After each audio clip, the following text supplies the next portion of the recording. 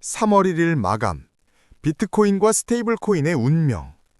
여러분, 지금 미국에서는 암호화폐 시장의 운명을 바꿀 수 있는 매우 중요한 법안이 논의되고 있습니다.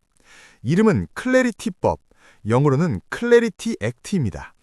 이 법안이 통과되면 비트코인과 이더리움의 법적 지위가 명확해지고 스테이블코인에 대한 연방 차원의 규제가 처음으로 확정됩니다. 단순한 법 개정이 아니라 디지털 자산을 제도권 안으로 완전히 편입시키는 역사적인 변화가 될 수 있습니다. 지금까지 미국 암호화폐 시장의 가장 큰 문제는 불확실성이었습니다. 비트코인은 상품인가? 증권인가?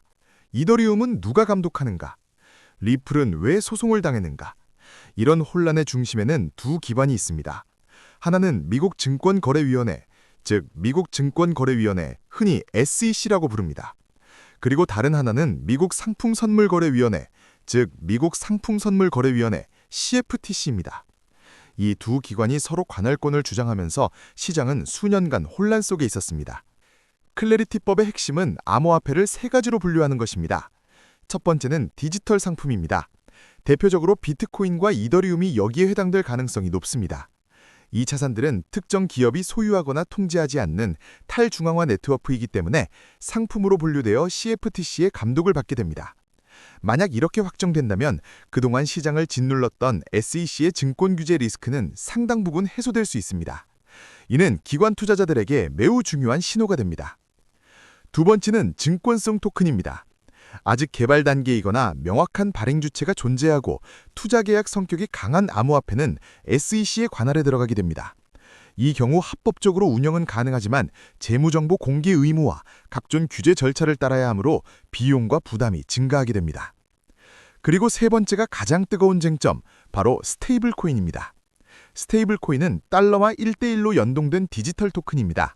쉽게 말해 디지털 달러 상품권과 비슷합니다. 백화점 상품권이 항상 정해진 금액을 유지하듯 스테이블코인도 1코인이 항상 1달러의 가치를 유지하도록 설계되어 있습니다.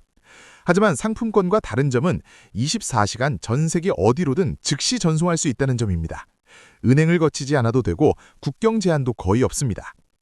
대표적인 발행사로는 서클을 발행하는 CUSD와 테더를 발행하는 USDT가 있습니다. 현재 스테이블코인 시장 규모는 약 3천억 달러에 달합니다. 이는 우리 돈으로 약 400조 원 수준이며 한국의 연간 국방 예산의 5배나 넘는 거대한 자금입니다. 이 스테이블코인을 규제하기 위해 별도로 논의되는 법안이 바로 지니어스법, 즉 지니어스 액트입니다. 이 법안은 스테이블코인 발행사에게 1대1 준비금을 의무화합니다. 즉 1달러어치의 코인을 발행하면 실제로 1달러의 현금 또는 안전자산을 반드시 보유해야 한다는 것입니다. 또한 발행자가 이자를 지급하는 것을 금지하는 조항도 포함되어 있습니다. 그런데 여기서 진짜 갈등이 시작됩니다. 핵심 쟁점은 스테이블코인에 이자를 줄 수 있는가입니다. 예를 들어 미국 최대 암호화폐 거래소인 코인베이스는 고객이 스테이블코인을 예치하면 이자를 지급하는 프로그램을 운영해왔습니다. 사용자 입장에서는 은행 예금보다 높은 수익을 얻을 수 있는 매력적인 상품입니다. 하지만 전통적인 은행들은 강력하게 반발합니다. 만약 사람들이 은행 예금 대신 스테이블 코인에 돈을 넣기 시작한다면 수조 달러 규모의 예금이 빠져나갈 수 있기 때문입니다. 은행 시스템의 기반이 흔들릴 수 있다는 주장입니다. 반면 암호화폐 업계는 이것이 합법적인 금융혁신이며 소비자 선택권 확대라고 주장합니다. 결국 이것은 기존 자본과 신흥 자본 간의 힘겨루기입니다. 이 법안은 원래 3월 1일까지 합의를 목표로 했지만 기한은 지켜지지 않았습니다. 상원 심의도 연기된 상태입니다. 만약 여름 안에 합의가 이루어지지 않는다면 법안 처리가 2026년 11월 중간선거 이후로 넘어갈 가능성도 있습니다. 그렇게 되면 규제 불확실성은 최소 1년 이상 지속될 수 있습니다. 기업별로 보면 영향은 더욱 분명합니다. 서클은 제도권 편입의 최대 수혜자가 될 가능성이 있습니다. 명확한 규제 틀 안에서 운영된다면 기관 자금이 안심하고 유입될 수 있기 때문입니다. 반면 코인베이스는 합법성은 확보하겠지만 이자 프로그램이 제한될 경우 상당한 수입 감소를 겪을 수 있습니다. 또한 XRP가 디지털 상품으로 재분류된다면 오랜 기간 이어져온 SEC 소송 리스크가 해소될 가능성도 있습니다. 그리고 세계 최대 파생상품 거래소 중 하나인 CME 그룹은 CFTC 관할 아래 디지털 자산 파생상품 시장을 더욱 확대할 수 있습니다.